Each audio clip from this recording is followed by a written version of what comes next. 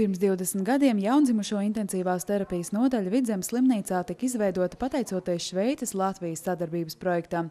Vēl aizvien nodaļā liela daļa aprīkojumu, kas tiek izmantots jaundzimušo dzīvības glābšanā un ārstēšanā, ir Šveices dāvinājums. Taču šo gadu laikā iegādātas ne tikai jaunas medicīnas iekārtas, bet arī ļoti liela pieredze uzkrājis nodaļas personāls. Esam sākuši visu neonatoloģijas gudrības no paša sākuma.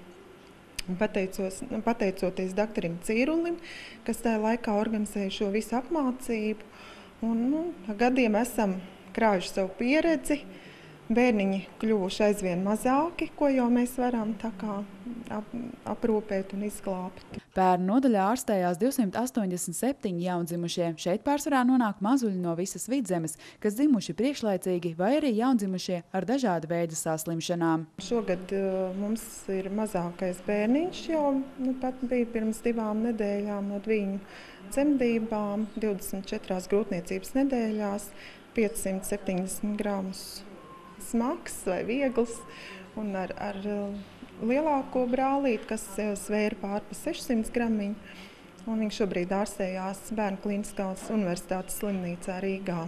Pirms pusotra gada pavisam maziņa uz rehabilitācijas galda nodaļā gulēja arī mazā Diāna. Viņas mamma šejienes speciālistēm ir ļoti pateicīga, jo mazulīte aug veselīga. Rudenī jau dārziņā un skrien ar kājām.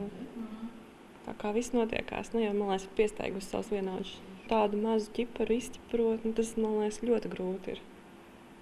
Bet, viss kārtībā. Arī mazajam Jēkabam bija nepieciešama intensīvās terapijas nodaļas speciālistu palīdzība. Viņa māma par šeit pavadīto laiku teica tikai atzinīgus vārdus. Man jau tā nebija pirmā reize, man jau bija pieredze. Un zināju, ka te viss ir kārtībā un par visiem parūpējās. Vienalga, cik liels vai maziņš ir un ar kādām problēmām. Vidzemes slimnīcas jaundzimušo intensīvās terapijas nodaļai ir ļoti laba sadarbība ar Bērnu Klinisko universitātes slimnīcu, kur pēc stāvokļa stabilizēšanas tiek pārvesti jaundzimušie ar sirdskaitēm vai ķirurģisku patoloģiju gadījumā.